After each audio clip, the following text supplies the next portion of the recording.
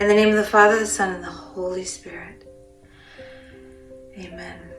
And when I must lead you on a path different from the one you see, I will prepare you. I will carry you in my arms. I will let you find yourself, like children who have fallen asleep in their mother's arms, on the other bank of a river.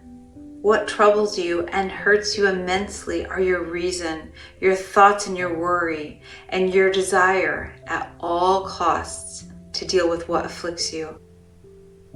When you consider that Jesus may be preparing you right now for a path that you don't see, what comes up for you? Fear? Trust? Excitement?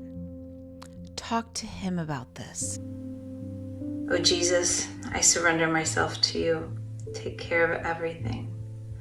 Oh Jesus, I surrender myself to you. Take care of everything. Oh Jesus, I surrender myself to you. Take care of everything. Oh Jesus, I surrender myself to you. Take care of everything. Oh Jesus, I surrender myself to you. Take care of everything. Oh Jesus, I surrender myself to you.